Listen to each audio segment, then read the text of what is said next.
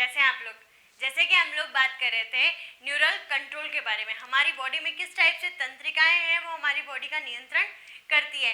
अब इस नियंत्रण में हम लोगों ने देखा कि तंत्रिका तंत्र हमारा जो पूरा का पूरा नर्वस सिस्टम है, उस नर्वस सिस्टम की स्ट्रक्चरल एंड फंक्शनल यूनिट, क्रियात्मक और संरचनात्मक इकाई है, उसको क्या कहा जाता है? न्यूरॉन कहा जाता है। इस न्यूरॉन का डायग्राम हम लोगों ने कल के वीडियो में बना लिया था। इसी डायग्राम के जितने भी नाम थे वो भी मैंने आपको एक बार समझाए थे कि यहाँ पे आपको ये नाम है वो इस टाइप से लिखना है। आज इन्हीं नाम की हम लोग चर्चा करने वाले, आगे इसको एक्सप्लेन करने वाले इस डायग्राम को, कौन सा पार्ट किस टाइप से वर्क करता है। ठीक है, तो हम लोगों ने कल इसके देखे थे कि न्यूरॉन दो भागों में डिवाइड होता है। एक तो इसके जो भी भाग है प्रवर्ध है, और उसके अलावा हम साइटोन बॉडी के बारे में बात करें जो इसकी सेल बॉडी है। तो हम सबसे पहले बात करते हैं यहाँ न्यूरॉन के पार्ट्स है। तो न्यूरॉन के पार्ट्स में ये जो एरिया है, ठीक है, ये वाला जो एरिया है, इस एरिया को क्या कहेंगे? साइटोन कहेंगे, सेल बॉडी कहेंगे। इतनी बात तो आपको समझ में आती है कि ये कोशिका का हिस्सा है। तो यहाँ देखिए, यहाँ मैंने लिखा है साइटोन, सेल बॉडी, पेरिकैरियन या सोमा। इनको किसी भी इन नामों से बोल सकते हैं। हिंदी में कहा जाता है कोशिका काय कहा जाता है। ठीक है, तो यहाँ हम बात करेंगे साइटोन, सेल बॉडी, पेरिकैरियन और सोमा के बारे में। ठीक है, ये सारे के सारे नाम है वो किसके हैं? सिर्फ साइटोन के। अब मैंने जैसे कल आपको डायग्राम में दिखाया था, आपको यहाँ से डायग्राम ऊपर ऊपर का देखना है। ठीक है, तो डायग्राम में ऊपर क्या था? डेंड्राइट्स थे भाई, न्यूरोफाइबर्स इसमें थे, न्यूक्लियस इसमें था, इसमें नेसल्स बॉडी थे, इसको सेल बॉडी कहते हैं, डेंड्राइट्स में पाए जाने। तो ये सारे के सारे नाम जो मैंने एक्सप्लेन किए थे वही मैं आज आपसे डिस्कस करूंगी। तो जो साइटोन है, साइटोन कैसा है? यूनिन्यूक्लिएटेड है। दिखाई दे रहा है आपको? यहाँ पे सिर्फ एक ही न्यूक्लियस है, तो इसको हम क्या कहेंगे? एक केंद्रिकीय, यूनिन्यूक्लिएटेड। क्लियर हुई ये बात? उसके बाद में इसमें सेंट्रियोल एब्सेंट होते हैं। सेंट्रियोल होता है तारककाय। यदि आप लोगों ने 11th क्लास में सेल डिवीजन अच्छे से पढ़ रखा है, ठीक है, 11th क्लास में सेल डिवीजन आप लोगों ने देख रखा है, तो सेल डिवीजन के अंदर तारककाय पाए जाते हैं, सेंट्रियोल्स पाए जाते हैं। और वो सेंट्रियोल्स जो ध्रुवों की तरफ क्या कर रहे थे? डीएनए को डिवाइड करते हैं, न्यूक्लियस को डिवाइड करते हैं, साइट जो हमारी सेल है उसको डिवाइड करने के लिए हेल्पफुल होते हैं। ठीक है, एनिमल सेल में क्या होते हैं? एनिमल सेल में सेंट्रियोल ही है, वो क्या करता है? सेल को डिवाइड करने का काम करता है। जिस किसी ने नहीं पढ़ा हो तो सेल बायोलॉजी मेरी 11th क्लास में चलेगी, तो आप वहाँ पे एक बार वापस रिवाइज कर सकते हैं, कोई फर्क नहीं पड़ता। क्योंकि आपके पास में वीडियोस यदि मैं 15 मिनट का बनाऊँ, एक वीडियो और 15 मिनट का 11th का बना रही हूँ, तो आप लोग का वो रिवीजन पोर्शन ही रहेगा, तो आप लोग भी उसको पढ़ सकते हैं। ठीक है, तो यहाँ पे सेंट्रियोल या तारक केंद्र वो क्या है? एब्सेंट है, और एब्सेंट होने के कारण इसमें किसी भी प्रकार का न्यूरॉन डिवाइड नहीं होता। सारी की सारी सेल्स है वो अपने अंदर डिवाइडेशन करती है, एक से दो होने की कैपेसिटी रखती है। ये कोशिका विभाजन होता है, उनमें सेल डिवीजन होता है, लेकिन न्यूरॉन्स में किसी टाइप का सेल डिवीजन नहीं होता। आप लोगों को ये चीज़ ध्यान में रखनी है कि न्यूरॉन डिवाइड नहीं होता। क्यों? क्योंकि इसमें सेंट्रियोल नहीं पाया जाता है। ठीक है, एक बात तो यहाँ पे ये हुई। फिर इसका साइटोप्लाज्म है भाई, साइटोप्लाज्म दिखाई दे रहा है यहाँ पे, साइटोप्लाज्म बना हुआ। अब इस साइटोप्लाज्म में कुछ चीजें बिखरी हुई है। उन बिखरी हुई मैंने कहा निसेल्स बॉडी है, निसेल्स कण है वो बिखरे हुए हैं। उसके अलावा यहाँ पे छोटे छोटे फाइब्रल्स है, ठीक है, तो वो बिखरे हुए हैं। अब ये छोटे छोटे फाइब्रल्स है, इनको न्यूरोफाइबर या न्यूरोफाइब्रल बोल दिया। ये जो कण है इनको निसेल्स बॉडी बोल दिया। ठीक है, कल मैंने आपको बताया भी था कि निसेल्स बॉडी है वो अंतःप्रदिवी जालिका और राइबोसोम की बनी होती है, मतलब ईआर और राइबोसोम्स की बनी होती है। वो मैंने आज एक्सप्लेन भी किया आपको कि साइटोप्लाज्म में निसेल्स ग्रैन्यूल्स और न्यूरोफाइब्रल्स है वो प्रेजेंट होते हैं। निसेल्स ग्रैन्यूल जिसको निसेल कणिकाएं कहा जाता है, इसको ट्रिगोइड बॉडी भी कहते हैं। ये आप लोग इसको ऑप्शन में ध्यान में रख सकते हैं कि इसी को क्या कह रहे हैं? निसेल्स कणिकाएं कह रहे हैं। ठीक है, ये किस किस में पाए जाते हैं? साइटोन और डेंड्रोन में प्रेजेंट होते हैं। डेंड्रोन में मैंने कहा था यहाँ पे आप डॉटेड डॉटेड वापस बना सकते हैं, साइटोन में आपको बनाई हुई स्ट्रक्चर दिखाई दे रही है। ठीक है, तो यहाँ पे ये पाए जाते हैं, ये साइटोन और डेंड्रोन। क्लियर हुई इतनी बात? उसके बाद में ये ईआर और राइबोसोम्स के बने हुए होते हैं। ये किसके बने होते हैं? ईआर और राइबोसोम्स के बने होते हैं। ईआर इंडोप्लाज्मिक रेटिकुलम, अंतःप्रदिवी जालिका, राइबोसोम इज राइबोसोम। ठीक है, अब यहाँ पे आज आप मेरे को आंसर करेंगे कि राइबोसोम है, राइबोसोम पे कितनी मेम्ब्रेन है वो प्रेजेंट होती है। ठीक है, जैसे हम लोग पढ़ते हैं ना कि माइटोकॉन्ड्रिया में 2 मेम्ब्रेन्स प्रेजेंट होती है, क्लोरोप्लास्ट में 2 मेम्ब्रेन है वो प्रेजेंट होती है। उसी टाइप से आप मेरे को आंसर करेंगे कि राइबोसोम में कितनी मेम्ब्रेन है वो प्रेजेंट होती है। ठीक है, अब राइबोसोम का वर्क क्या होता है? प्रोटीन का सिंथेसिस करना, प्रोटीन का संश्लेषण करना हमारी बॉडी में।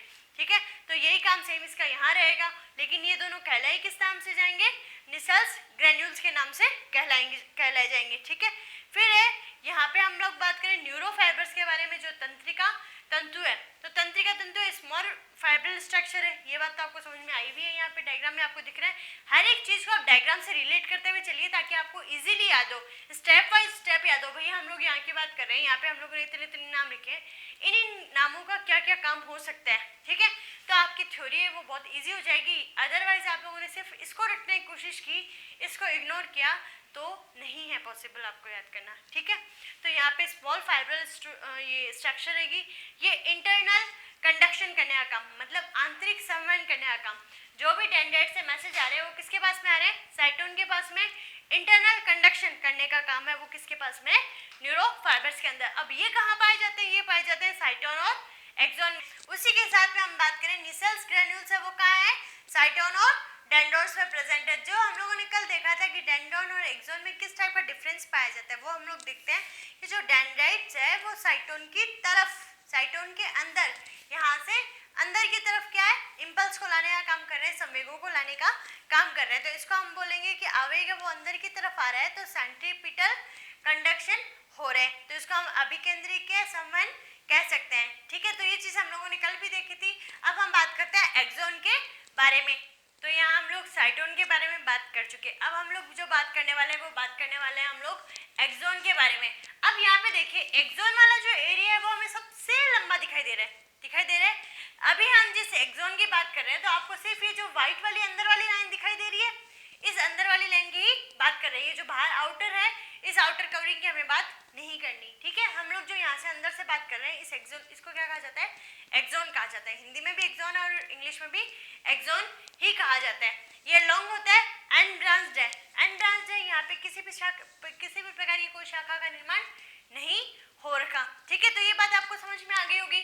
उसके अलावा नर्व फाइबर्स इसमें प्रेजेंट होते हैं, यहाँ पे नर्व फाइबर्स है वो पाए जाते हैं, लेकिन निसल्स ग्रेन्यूल्स इसमें नहीं पाया जाता। निसल्स ग्रेन्यूल्स के बारे में हम लोगों ने पढ़ा, सिर्फ साइटोन और या डेंड्राइट्स में ही प्रेजेंट होते हैं। क्लियर।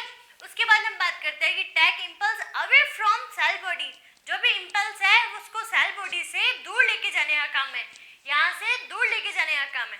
ठीक है, लिखा है मैंने डायरेक्शन ऑफ इम्पल्स, तो इसको क्या कहा जाएगा यहाँ पे, सेंट्रीफ्यूजल। ठीक है, उसके बाद हम बात करते हैं कि यहाँ पे एक्सोन का जो साइटोप्लाज्म है, मतलब एक्सोन का जो कोशिका द्रव्य है उसको क्या कहा जाता है, एक्सोप्लाज्म। जैसे साइटोप्लाज्म बोलते हैं वैसे ही एक्सोप्लाज्म। जैसे एक्सोन की मेम्ब्रेन है तो मेम्ब्रेन के वर्ड हम लोग जो बोलते हैं जैसे जो साइटोप्लाज्म है उसके चारों तरफ सेल मेम्ब्रेन होती है, उसी टाइप से इसके सेल्स के बाद भी क्या होगी, मेम्ब्रेन होगी, उसको क्या कहा जाएगा, एक्सोलीमा कहा जाएगा। ठीक है, एक्सोलीमा है वो इसकी मेम्ब्रेन रहेगी। फिर एक्सोन हिलोक, यहाँ पे आपको एक नाम दिखाई दे रहा होगा, हिलोक लिखा हुआ।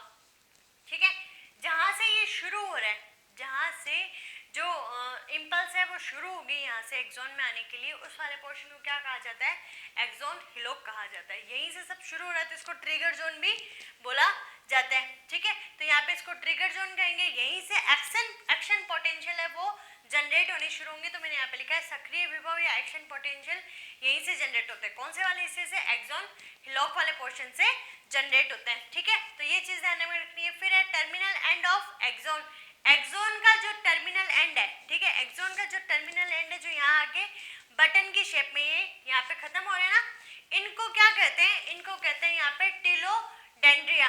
क्या कहेंगे, टिलोडेंड्रिया कहेंगे। अब टिलोडेंड्रिया में आपको ध्यान में रखना है माइटोकॉन्ड्रिया की संख्या है वो सबसे ज्यादा पाई जाती है, माइटोकॉन्ड्रिया सबसे ज्यादा पाए जाएंगे। और ये जो बटन जैसी आकृतियां बना रहे हैं ना, ये यहाँ पे सिनेप्सिस बनाने का काम करेंगे, सिनेप्टिक नॉब बनाने का काम करेंगे। तो मैंने यहाँ पे लिखा है terminal end of axon is called telodendria. अब टेलोडेंड्रिया का जो स्लोन पोर्शन है, मतलब फुला हुआ जो भाग है बटन लाइक, वो सिनेप्टिक नॉब बनाएगा। और सिनेप्टिक नॉब में न्यूरोट्रांसमीटर्स होते हैं, मतलब न्यूरोट्रांसमीटर्स मतलब संदेश को एक जगह से दूसरी जगह पहुंचाने वाले इसमें न्यूरोट्रांसमीटर्स है वो प्रेजेंट होते हैं। और न्यूरोट्रांसमीटर्स को क्या कहा जाता है, एसिटाइल कोलिन कहा जाता है। क्या कहा जाएगा, एसिटाइल कोलिन कहा जाएगा। ठीक है, तो ये ध्यान में रखना है। उसके बाद में माइलिनोजेनेसिस, मैंने आपसे कहा ना कि आपको सिर्फ जो ध्यान में रखनी है वो व्हाइट वाली लाइन ध्यान में रखनी है, आपको येलो वाली लाइन ध्यान में नहीं रखनी। अब यहाँ पे देखिए जो येलो वाली लाइन है, इस येलो वाली लाइन को हम क्या कहते हैं, माइलिन शीट कहा जाता है, माइलिन आच्छाद कहा जाता है। अब इस माइलिन आच्छाद का फॉर्मेशन है जो,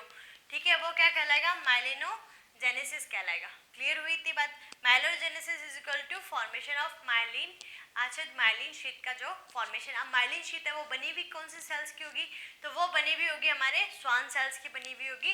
तो यहाँ पे मैंने लिखा है ना nucleus of Schwann cell, Schwann cells का यहाँ न्यूक्लियस है, स्वान सेल्स ये बनी होती है, ठीक है। तो स्वान सेल से जो कवर बना वो क्या है, माइलिन आच्छाद, उसको चारों तरफ से कवर रखने का काम है वो कौन करेगी, यहाँ पे न्यूरोलीमा करेगी, ठीक है। तो न्यूरोलीमा ध्यान में रखना है। व्हाइट इन कलर, जो माइलिन आच्छाद है वो मैंने यहाँ पे येलो कलर का बनाया है, लेकिन वो होता कैसा है, व्हाइट कलर का होता है। तो आपको ये ध्यान में रखना है कि व्हाइट कलर की होती है। और पाई कहाँ जाती है, पाई है ये सीएनएस में नहीं पाई जाती, क्योंकि हम लोग जब एक्सॉन की बात करते हैं खाली तो सीएनएस में ये प्रेजेंट नहीं होगी। मैं आगे आपको एक्सप्लेन करूंगी। ये कहाँ पाई जाती है, सिर्फ पीएनएस में, पेरिफेरल न्यूरल नर्वस सिस्टम में, ठीक है। जो परिधीय तंत्रिका तंत्र, परिधीय तंत्रिका तंत्र में कौन सी चीज आ रही थी, क्रेनियल नर्व्स, जो कपालीय तंत्रिका है, स्पाइनल नर्व्स, जो हमारे मेरुरज्जु की तंत्रिकाएं, उनमें सिर्फ ये जो माइलिन आच्छाद है वो पाया जाता है। बाकी सीएनएस में ये किसी प्रकार का माइलिन आच्छाद है वो नहीं पाया जाता। अब माइलिन आच्छाद कैसा है, कंटिन्यूअस है, डिसकंटिन्यूअस है, वो हम लोग नेक्स्ट डिस्कस करते हैं। तो हम लोग डिस्कस कर रहे थे माइलिनोजेनेसिस के बारे में। माइलिनोजेनेसिस मतलब जिसमें माइलिन का आच्छाद पाया जा रहा है उसका कलर कैसा होगा, व्हाइट होगा, क्योंकि माइलिन का कलर कैसा है, व्हाइट है। यहाँ मैंने येलो ड्रॉ किया है, येलो में कंफ्यूज मत होना, व्हाइट कलर का वो पाया जाता है। ये सिर्फ डायग्राम को शो करने के लिए मैंने ये येलो कलर का बनाया है, ठीक है। तो यहाँ पे हम बात करते हैं कि जो माइलिन शीट होता है, जो माइलिन आच्छाद होता है, वो कंटिन्यूअस है या डिसकंटिन्यूअस है। तो ये कैसा रहेगा, डिसकंटिन्यूअस, मतलब इतनी दूर में है फिर गायब हो गया, फिर है फिर गायब हो गया, फिर है फिर गायब हो गया। तो इस टाइप से यहाँ पे क्या है, बीच में एक्सोन के ऊपर किसी भी टाइप का माइलिन आच्छाद है वो नहीं पाया जाता, ठीक है। तो ये कैसा रहेगा, नॉट कंटिन्यूअस, डिसकंटिन्यूअस ये पाया जाता है। क्लियर हुआ ये बात। इनको क्या कहा जाता है, नोड ऑफ रैनवियर्स, रैनवियर्स की संधियां कहा जाता है। ये जो हिस्से है ना खाली जो है, इनको क्या कह रहे हैं, नोड ऑफ रैनवियर्स कहा जाता है, रैनवियर्स की संधियां कहा जाता है। तो आप लोग को ये बात ध्यान में रखनी है। उसके बाद में ध्यान में रखना है कि इसमें जो भी इम्पल्स का ट्रांसफर होगा, जो इम्पल्स फाइबर है वो कहाँ पाए जाएंगे, इसके अंदर पाए जाएंगे। और इम्पल्स है वो क्या करेगी, जंप करके दूसरे में, फिर जंप करके दूसरे में। तो यहाँ पे जो भी कंडक्शन होगा, जो भी संवहन होगा, वो जंपिंग मैनर में होगा, ठीक है, एक माइलिन आच्छाद से दूसरे में, दूसरे से तीसरे में। तो यहाँ पे जो नर्व इम्पल्स है, जो भी हमारे संवहन है, होने वाली जो आवृत्ति संवहन है, वो किस टाइप से पाए जा रहे हैं, जंपिंग मैनर में पाए जा रहे हैं। वो आपको समझ में आ गया होगा। इसको क्या बोलते हैं, साल्टेटरी कंडक्शन, ठीक है। तो आप लोग को ये ध्यान में रखना है। उसके बाद में हम बात करते हैं इसका काम क्या है, माइलिन शीट का काम क्या है। हम लोग क्यों बोल रहे हैं कि क्यों ये यहाँ पे पाई जानी जरूरी है। तो इसका काम क्या होगा, यहाँ पे आयंस के लीकेज को रोकना। आयंस के लीकेज को रोकना मतलब ये इंसुलेटर की तरह काम कर रही है, आयंस को बाहर जाने से रोक रही है, ठीक है। तो आप लोग इस चीज का ध्यान में रखिएगा। फिर अब यहाँ देखते हैं हम लोग नर्व फाइबर। अब नर्व फाइबर है वो माइलिनेटेड है, मतलब माइलिन आच्छाद उस पर पाया जा रहा है, तो उसको हम क्या कहेंगे, माइलिनेटेड। यदि इसमें माइलिन शीट नहीं है तो ये क्या होगा, नॉन माइलिनेटेड। माइलिनेटेड में हम लोगों ने देखा है जहाँ पे माइलिन का आच्छाद है वो पाया जा रहा था, वो पीएनएस पढ़ चुके हैं हम लोग, जो पेरिफेरल नर्वस सिस्टम है।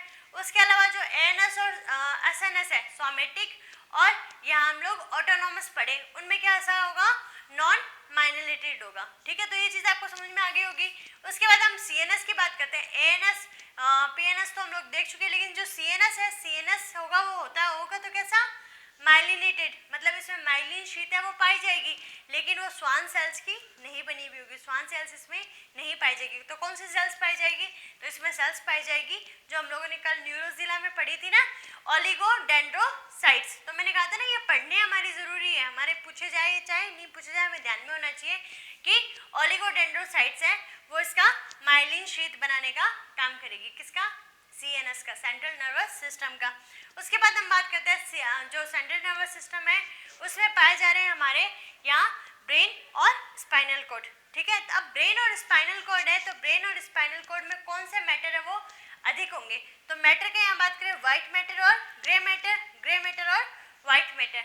ये किस टाइप से फंक्शन करेंगे, तो जब मैं आपको जो रिफ्लेक्स सेक्शन पढ़ाऊंगी तो उस टाइम आपको अच्छे से समझ में आ जाएगा कि किस टाइप से ग्रे मैटर काम कर रहा है, किस टाइप से व्हाइट मैटर काम कर रहा है। यहाँ आपको सिर्फ ध्यान में रखना है, यदि माइलिनेटेड है तो आपको सीधा दिमाग में आना चाहिए वहाँ पे व्हाइट कलर होगा, ठीक है। माइलिनेटेड नहीं है तो वहाँ पे कैसा कलर होगा, ग्रे कलर होगा।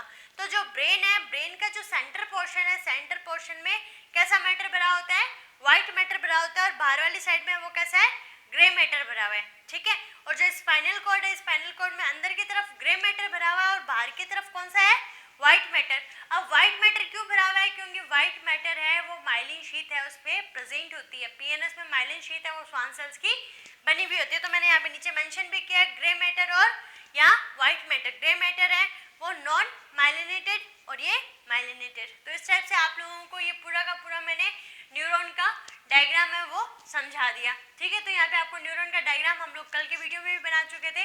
आज आप लोगों को जो देखना है वो साइटोन अच्छे से देखना है। साइटोन के साथ में हम लोगों ने डेंड्रॉन्स पढ़ लिया, डेंड्रॉन्स के साथ में हम लोगों ने आगे पढ़ा एक्सॉन। अब एक्सॉन के ऊपर माइलिनोजेनेसिस था। माइलिनोजेनेसिस के बाद में कौन से मैटर यहाँ प्रेजेंट है। तो आज के वीडियो में हम लोगों ने इतना डिस्कस किया। अब नेक्स्ट जो हम डिस्कस करने वाले हैं वो करने वाले हैं न्यूरॉन्स के टाइप्स। उसके बाद में न्यूरॉन है वो कंप्लीट हो जाता है। देन हम लोगों को ब्रेन और स्पाइनल कॉर्ड की स्ट्रक्चर है वो देखनी है, ठीक है। तो खुश रहिए, मुस्कुराते रहिए और घर पे सुरक्षित रहिए। Thank you.